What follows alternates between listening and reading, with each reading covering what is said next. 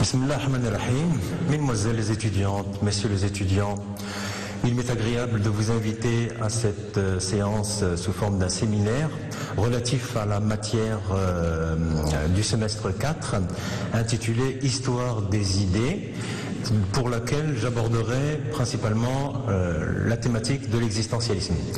Je me permets d'abord de remercier l'opportunité qui m'a été donnée d'assurer ce séminaire et de vous indiquer que, comme vous pouvez le constater, nos autorités de tutelle, à travers le ministère, à travers la présidence, à travers la faculté et tous leurs représentants et le corps professoral, ainsi que le personnel administratif et les éléments du service technique, ont tenu à assurer pour vous un contenu didactique et pédagogique qui soit à même de vous permettre de valider correctement les acquis théoriques et méthodologiques vous permettant plus tard de pouvoir affronter dans les meilleures dispositions les examens, Inch'Allah.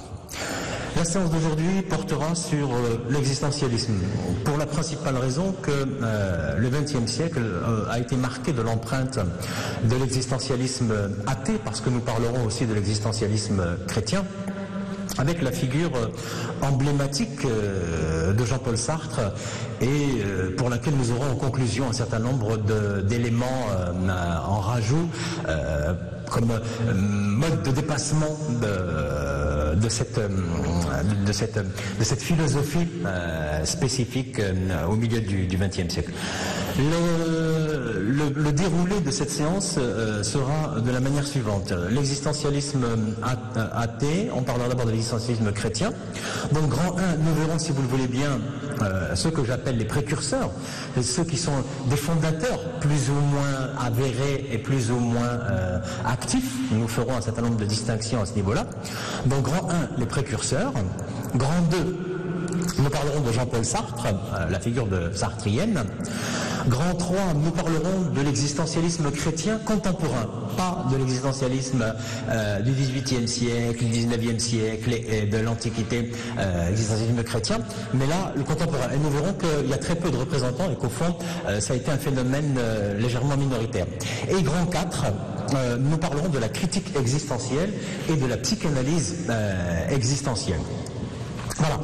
Je pense qu'il est bon de vous dire que le déroulé de la séance se fera de la manière suivante, ce qui serait peut-être intéressant pour vous de vous munir d'un stylo, d'une feuille de papier en vue de prendre en note un certain nombre d'éléments que je vous donnerai pour pouvoir les garder. Vous savez qu'on dit que les paroles s'envolent et les écrits restent.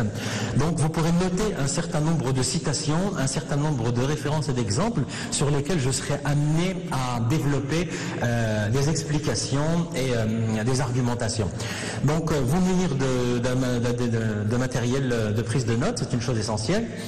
Je parlerai d'un certain nombre de choses et j'insisterai probablement sur des aspects particuliers que j'estime être essentiels. En général, je dis à mes étudiants que lorsque j'insiste sur quelque chose, c'est que vraiment il y a quelque chose ici, une aspérité thématique ou structurelle ou problématique, et que celle-ci doit être absolument prise en compte par les étudiants et que probablement elle fera l'objet d'une évaluation ou ne serait-ce que d'un rapport de questionnement soit didactique, soit peut-être sous la forme évaluative. Voilà. Donc commençons, si vous le voulez bien, cette définition de l'existentialisme. Et si on parle de l'existentialisme, vous voyez bien que ce terme qui peut sembler pour tout un chacun évident pose déjà en lui-même, d'un point de vue de la formation du mot, de l'étymologie, un problème. Pourquoi? Parce que si on devait définir qu'est-ce que l'existence, eh bien, il faudrait peut-être la définir selon une acception qui soit une acception usuelle, c'est-à-dire existence, exister, c'est le fait d'être. Ça signifie exister, ça signifie ce qui possède une consistance, ce qui possède une réalité. J'existe, vous existez. Il n'existe plus, il est mort, il est parti, il n'existe plus. Donc ça, c'est d'un point de vue générique et global.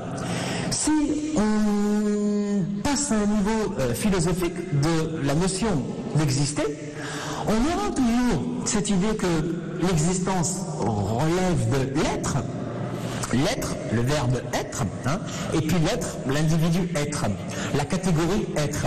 Et on pourrait dire en philosophie que tout ce qui existe est, et tout ce qui est existe. Et vous voyez bien que là, ça signifie que tout existe, et que même le non-existant existe.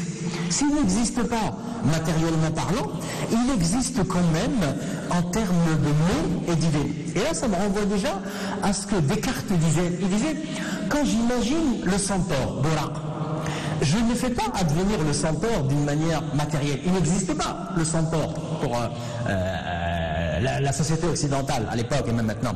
Mais je fais advenir le centaure, cette créature mythique, fabuleuse, avec une espèce de licorne. Eh bien, le centaure n'existe pas matériellement, selon Descartes, mais il existe dans ma pensée, dans l'idée que j'en ai. Et ça nous reverra un peu plus tard, fin 19e, début 20e, parce que Husserl avait dit, il a dit, en pensant à l'univers, je puis avoir la certitude que je pense à l'univers, mais point du tout que l'univers existe. Donc vous voyez, les choses sont pensées, la relation de l'une à l'autre n'est pas toujours évidente. Et vous allez voir que ce prolégomène à l'existentialisme va nous amener à devoir réfléchir sur un certain nombre de catégories référentielles et organisationnelles du monde. Voilà, si vous le voulez bien, grand 1, les précurseurs, c'est-à-dire ceux dont j'avais déterminé une relation de fondation plus ou moins directe avec l'existentialisme athée. Dans ces précurseurs, nous avons des existentialistes chrétiens. Dans l'Antiquité, on est absolument obligé de convoquer la figure de Saint Augustin. Saint Augustin, 4e, 5e siècle après Jésus-Christ. Saint Augustin, algérien de l'Antiquité, berbère, converti au christianisme, prêtre, platonicien, adepte de la scolastique. Et ce qui nous intéresse chez Saint-Augustin, c'est surtout qu'il a publié des confessions. Il a été celui qui a le premier mis en avant une espèce d'autobiographie dans laquelle il a tenu à dire tout ce qu'il pensait, tout ce qu'il disait, tout ce qu'il vivait, pour ne rien cacher de lui par rapport aux relations qu'il entretenait avec l'autre. Et là, ça a été un élément existentiel et existentialiste antique, entre guillemets. L'un des fondateurs d'un ethos, d'une espèce d'être. Et Saint-Augustin aura influencé, beaucoup plus tard, au XVIe siècle et au XVIIe, il aura influencé à la fois Martin Luther, les protestants, Jean Calvin, il aura influencé Jansénus, celui qui a permis l'émanation du jansénisme au XVIIe siècle, avec, nous le verrons, Blaise Pascal, et aussi Descartes. Le deuxième existentialiste que l'on pourrait déterminer au XVIe siècle serait peut-être Blaise Pascal. Blaise Pascal, mathématicien, logicien, qui a publié Les Provinciales, qui a publié Les Pensées, qui s'est converti à un moment particulier de son existence, lors d'un épisode particulier aussi, qui a tout à la fois vécu un certain nombre d'épisodes plus ou moins en rebond. Il a été d'abord libertin, puis a connu dans une nuit la révélation a connu, et il s'est converti au catholicisme. Et donc, pour lui, ce qui est intéressant dans la pensée pascalienne, à part le pari pascalien, c'est que sans Dieu, l'homme est perdu. Il est malheureux. Pascal ne peut pas concevoir l'existence humaine en dehors de la présence de Dieu. Et si Dieu n'existe pas, et si on pense qu'il n'existe pas, eh bien l'homme, dans cette attitude un petit peu négative, ne peut concevoir sa vie que sous forme de divertissement. Pour oublier sa finitude, pour oublier le néant, pour oublier le là, il doit se divertir. Donc, il doit quelque part se leurrer, s'illusionner. Or, pour Pascal, il est essentiel d'aller vers Dieu à travers le pari dont je vous avais parlé tout à l'heure. Jean-Jacques Rousseau, au XVIIIe, ce philosophe, ce chantre de l'herboristerie, cet écologiste, ce primitiviste, celui à qui on doit le concept de contractualisme, le rapport entre le citoyen et la société, celui qui a procédé à une démarche inductive, nous intéresse, nous, en ce sens qu'il a mis en place, à travers des confessions, à travers des mémoires, il a mis en place un journal intime dans lequel lui aussi a illustré son existence personnelle. Il n'a voulu rien omettre, rien cacher de son existence. Et il est entré dans les détails de sa vie personnelle, la plus intime, la plus dérangeante, etc. Et si vous voulez avoir une vision éclairante de Jean-Jacques Rousseau et de sa démarche expositive, hein, et même excessive à certains moments, je vous recommande la lecture d'un critique littéraire spécialiste de Jean-Jacques Rousseau, qui est Jean Starobinski, dans un ouvrage qui s'appelle Jean-Jacques Rousseau, la transparence et l'obstacle. Vous aurez ici un aperçu de la philosophie rousseauiste. Si nous passons au XIXe siècle et que nous quittons la France pour aller au Danemark, nous sommes obligés de parler de Søren Kierkegaard. Søren Kierkegaard est pour nous, et pour bon nombre de spécialistes, l'ancêtre direct de l'existentialisme. Søren Kierkegaard, philosophe, théologien, voyageur, observateur à Copenhague, et quelqu'un qui a toute sa vie philosophé, qui a mis sa vie au service de la philosophie et sa philosophie au service de la vie. Il est opposé à quelqu'un qui aura été son maître et son mentor, le chantre de sa réflexion philosophique, qui était Hegel, dont je parlerai dans quelques minutes. Kierkegaard s'est opposé à la philosophie hegelienne, et surtout à ce que Hegel nommait le tragique de l'existence quotidienne. Hein. Kierkegaard a démonté le raisonnement hegelien, et je reviendrai sur ce démontage dans quelques minutes, si vous le permettez. Si vous voulez avoir un aperçu enrichissant sur la chaîne Arte, qui s'appelle Kierkegaard, qui revient sur la vie de Søren Kierkegaard et de la formation de sa philosophie à travers un certain nombre de relations qu'il a pu entretenir avec des personnes de son entourage. Et comment c'est quelqu'un qui est parti à la recherche d'un certain nombre d'interrogations fondamentales. Donc, Arte, documentaire, vous tapez Kierkegaard et vous avez 1h20 de documentaire. Ce documentaire n'aborde pas la dimension existentialiste de Kierkegaard, mais plutôt sa biographie et sa sphère un petit peu privée. Mais très intéressant parce que c'était quelqu'un d'assez complexe, pour ne pas dire compliqué. Hegel, quelqu'un qui était un siècle auparavant, fin 18e, début 19e, milieu 19e, est un philosophe allemand. Il a étudié la philosophie allemande au séminaire de théologie protestante. Il a enseigné à Berlin et auparavant à Iéna. C'est quelqu'un qui a fait sien l'aphorisme de Goethe, qui avait dit au début était l'action. À la différence de ce que les évangiles avaient indiqué en disant au début était le verbe. Pour Hegel, reprenant Goethe, eh bien la pensée, le logos, sont aussi synonymes d'action, de liberté. Et à ce moment-là, on voit que déjà Hegel lui-même s'oppose à Emmanuel Kant. Emmanuel Kant qui parlait de l'en-soi.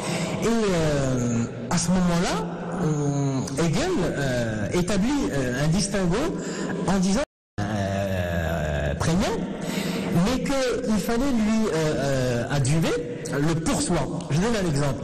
Par exemple, cette bouteille d'eau, elle a un en-soi. Elle existe en dehors de moi. Seulement, je ne peux pas concevoir ce récipient aquatique en dehors de ma perception visuelle, de ma perception sensorielle et aussi de ma perception idéale. Cette bouteille existe sans moi, en dehors de moi, elle a une existence propre, mais quoi que je fasse, lorsque je l'appréhende, eh bien, je l'intègre en moi. Donc c'est la grande différence entre Hegel et Emmanuel Kant. Donc pour lui, Hegel, le concret, c'est effectivement ce que je vois, c'est évident, mais c'est aussi tout ce qui enferme et renferme une réalité incarnée. Hein. Le concret n'est pas que ce qui est matériel, c'est ce qui est composé d'une réalité intrinsèque. Je vous renvoie pour plus d'analyse aux démonstrations philosophiques à foison sur le net, aux cours, aux séminaires, aux tutoriels, etc. Revenons, si vous voulez bien, à cette espèce de rixe qui a opposé Kierkegaard vis-à-vis de son mentor Hegel. Voilà ce que Kierkegaard dit de Hegel. Il dit, et je le cite, le raisonnement hegelien est splendide, sans la moindre défaillance logique. Mais cette philosophie ne vaut rien du tout et ne peut servir à rien. À ce moment-là, on peut se poser la question, mais pourquoi? Eh bien, pourquoi? Parce que, selon Kierkegaard, l'homme raisonne à coup d'idées. Et dans ce cas-là, qu'est-ce qu'une idée? Une idée, c'est le fait que la philosophie humaine ne colle pas avec la vie. La philosophie humaine combine juste des formules pour que Kierkegaard. Elle n'est d'aucune utilité. La philosophie, c'est un échafaudage, un assemblage de concepts logiques. Alors que la vie est une chose concrète. La vie échappe à tout concept logique. Si vous voulez une métaphore, la vie serait comme une espèce de rivière, de filet d'eau que l'on voudrait saisir entre les doigts et qui donc serait impossible à retenir. Et ça, c'est le départ d'une pensée existentialiste, qui est que, d'après Søren Kierkegaard, ce qui n'existe pas n'est pas. Kierkegaard établit aussi une distinction entre ce qu'il appelle la peur et la crainte, par rapport à Hegel, dont je vous avais parlé, par rapport à l'angoisse du quotidien. Kierkegaard distingue la peur, qui est quelque chose de fondé, de matériel. On a peur de quelqu'un, on a peur de quelque chose, hein, qui est quelque chose qu'on a par un danger devant soi. La crainte, elle, est irraisonnée, irrationnelle. Exemple, la peur du néant, la peur de la mort. Tant qu'on est vivant, on a peur de la mort. Une fois qu'on est mort, on n'aura plus peur, ça de la mort. Et pour lui, eh bien, pour Søren Kierkegaard, vivre, c'est vivre dans la crainte. Et à ce moment-là, eh bien, Kierkegaard dit, l'homme ne doit pas penser son existence de façon impersonnelle, mais avec la totalité concrète de sa subjectivité. Hein. Au fond, c'est ce que disent un certain nombre de spécialistes d'astrophysiciens, de spécialistes de l'astronomie. Ils disent, voyons, lorsque je regarde les étoiles, l'univers, eh bien, je suis un sujet regardant vers l'extérieur. Mais je dois aussi incorporer la vision que j'ai de ce spectacle comme étant moi-même faisant partie du spectacle. Hein. Si depuis la Terre, je regarde dans un observatoire situé dans une montagne de Norica, je regarde les étoiles, eh bien je les vois de loin, mais je dois aussi me dire que je fais partie de ce système et que je suis incorporé. Je vais faire une espèce de remise en question du point de vue à partir duquel je regarde ces éléments extérieurs. Et à ce moment-là, eh bien, on peut dire en terminant que Søren Kierkegaard a rejeté les concepts qui existaient durant son époque de vérité objective, de vérité abstraite, rationnelle, etc. C'est quelqu'un qui a voulu considérer la théologie selon une attitude poétique contre un christianisme dogmatique. hein.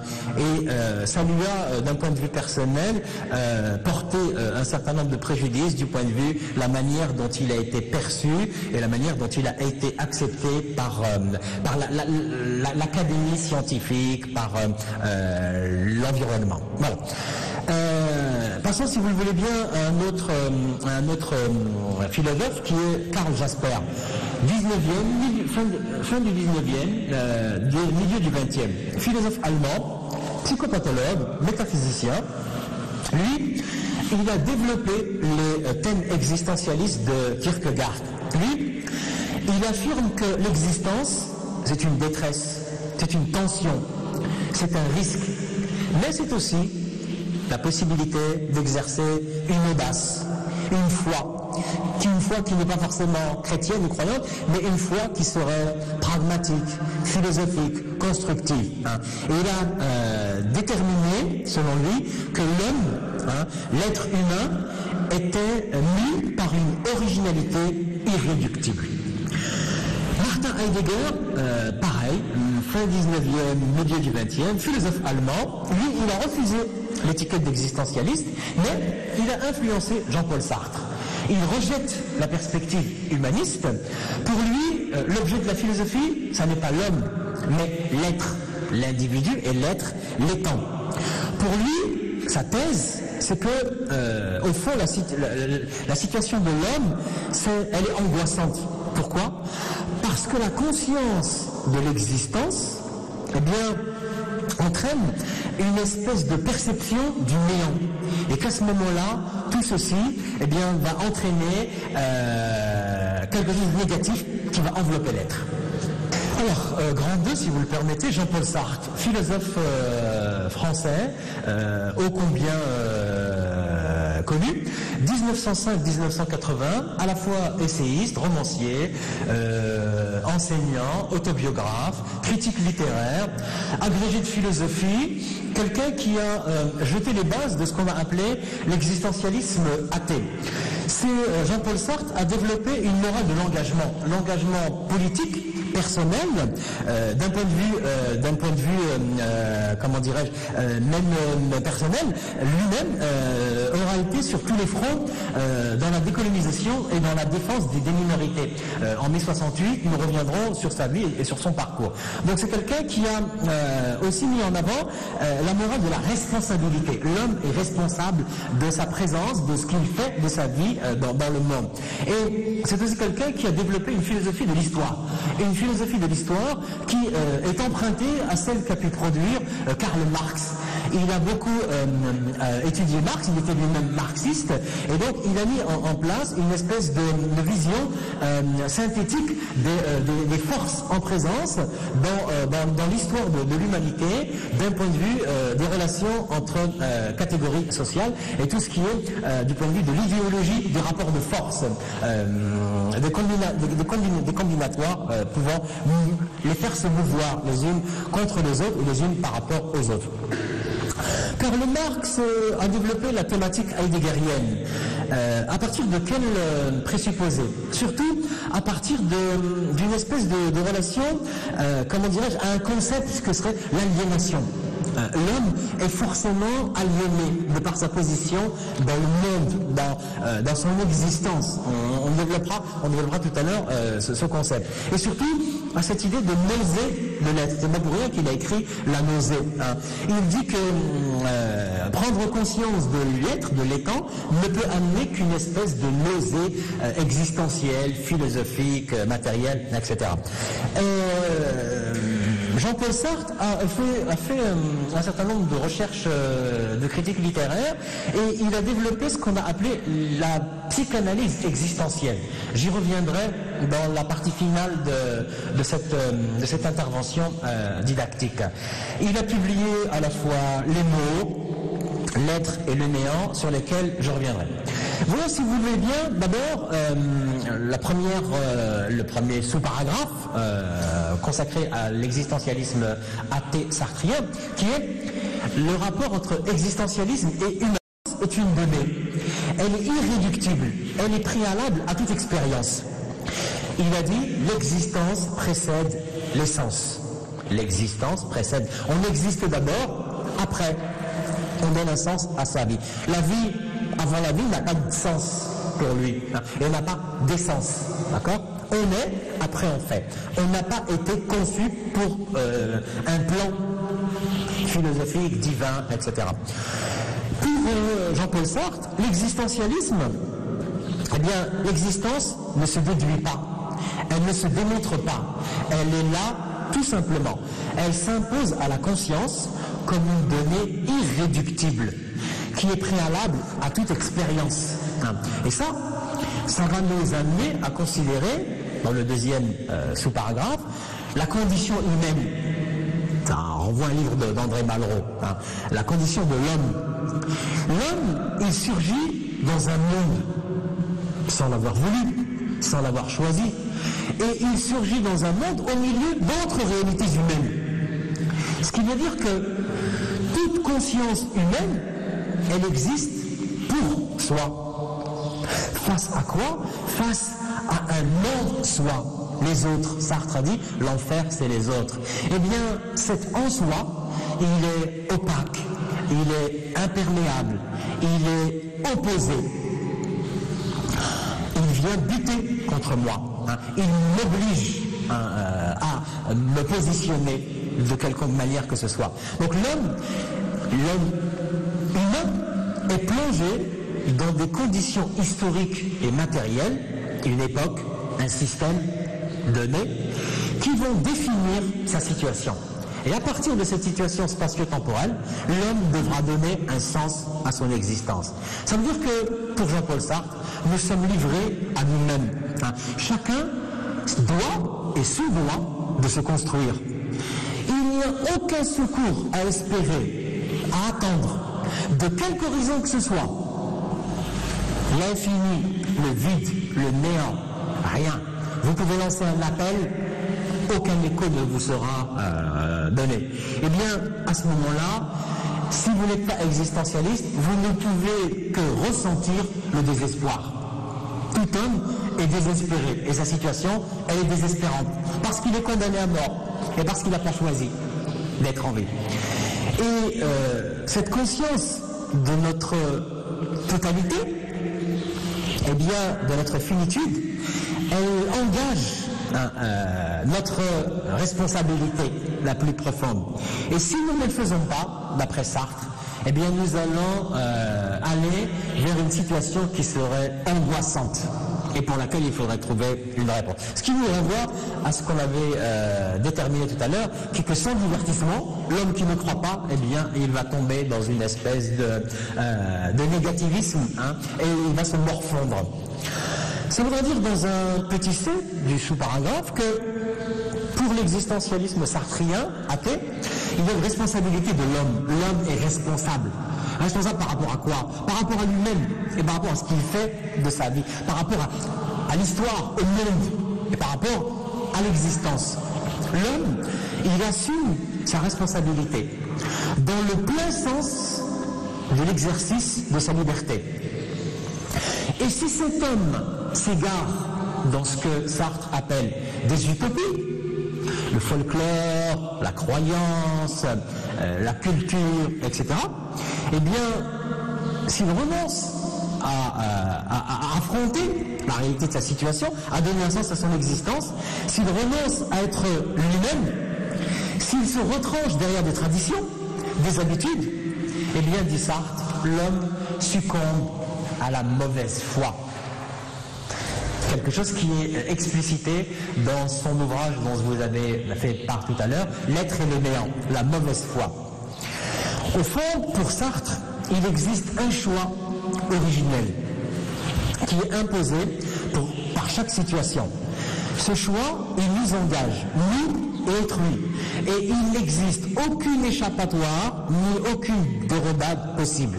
Et même l'abstention, le refus de ne pas choisir, n'est pas un choix, d'après Jean-Paul. Donc pour Jean-Paul Sartre, il n'y a de véritable action que dans l'authenticité. Pour lui, cette authenticité, elle doit passer par une analyse objective des situations qui sont toujours neuves, toujours émergentes et qui sont ménagées par la vie. Une vie qui est toujours en perpétuel devenir. Et donc, il existe un devoir pour l'homme de faire face, de chercher pour chaque problème une solution qui convient à notre dignité. Et au fond, eh bien, la morale sartrienne, elle devient ce que je fais de ma vie et ce que je me permets d'inventer dans mon existence à chaque instant. Chaque décision que je prends, chaque action que j'institue va m'engager, va me responsabiliser par rapport au monde, par rapport à autrui et par rapport à ma destinée, par rapport à ce que je construirai, à ce que je créerai et aux liens que j'entretiendrai, les liens de responsabilité, les liens de subordination que j'entretiendrai avec le monde environnant. Et là, dans une capsule à venir, nous allons pouvoir déterminer un certain nombre d'aphorismes sartriens qui vont nous montrer la complexité de la saisie de l'existence par rapport à la morale et à la philosophie qui tendrait à la développer et à l'envelopper selon un schéma que je qualifierais d'idéal, de conceptuel, philosophique, de structurel. Voilà. Donc je reviendrai dans quelques minutes sur un énoncé sartrien sur lequel nous allons pouvoir développer une interprétation de la morale existentialiste. Et ensuite, nous passerons à une forme un petit peu plus ambivalente de ce qu'aura été l'existentialisme chrétien contemporain.